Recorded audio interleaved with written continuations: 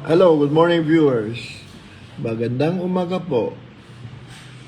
Today, at early time of 6:30 in the morning, the street dance of Kalibo Atiatia started in Mabini Street, crossing the Maagma, which is our street, right? So, this is again by DepEd, Department of Education, high school, and faculties. Okay, but let us not talk about that. I want you to share something very productive.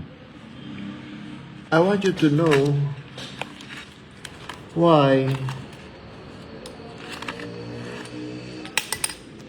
the birth of TriStar aluminum and glass business was was created, it was during the lunar year of Chinese calendar, 1981, February 16 to be exact. However, telling you all of this will confuse you unless you will know our past. You see, the necessity of income-generating business arose when I started a family. When I got married with my wife, Nenfa, and having children, I thought of doing business because of income problem. My family business can no longer sustain me the income which my own family needs. And so I decided to separate. After marrying my wife Nenpa, I went to Bacolod. I stayed there in late 1975, early 1976. I stayed there. I studied the business of aluminum and glass for three years. I started as a helper, and then later on become a collector. Later on become inspector, and later on need to face customer, start the computation, and my wife is handling the family business of New German Glass in Bacolod at Tendalao, being a manager and same time she holds the treasury of the parents' business. Well, also she was earning, I am earning. However, kulang pa rin. And so we decided to do business in Rojas City. Oh yeah, Rojas City. And business, you have to understand there is ups and there is down.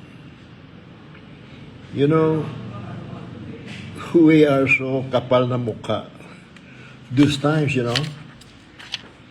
because we do buy and sell. We buy bulk of laundry soap via shipping lines from Manila, New Lucena to be exact, Laguna, and ship to Rojas City. Then I distribute that in the marketplace.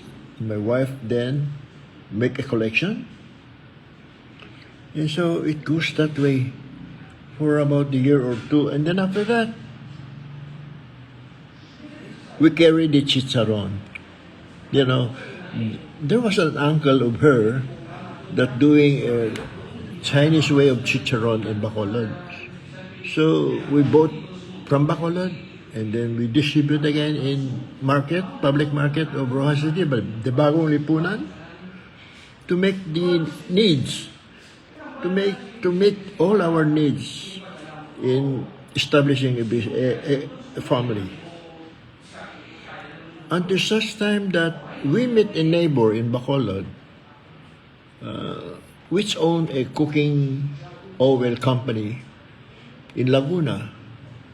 So there again, we start selling that. We bought again bulk of cooking oil in Manila via shipping lines, and then we distribute in Bagong Lipunan Trade Center. There, that sustains us from our family expense. The children are growing up, go to school, buy uniform, books, tuition, etc., baon, do stuff. And one moment in life, I start to make diversification.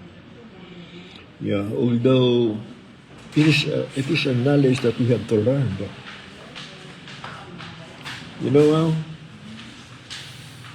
we lease a fish pond in Punta Tabok in Rojas City. And we lease, and the one who manages is the uncle of my wife. So we trust the operation because it is a family. I mean, the one who is taking care of is a family. So it's all right. It's okay. Until one day, we woke up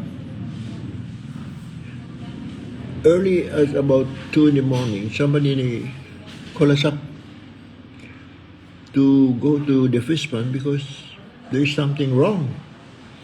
Alam mo nangyari. Oh God.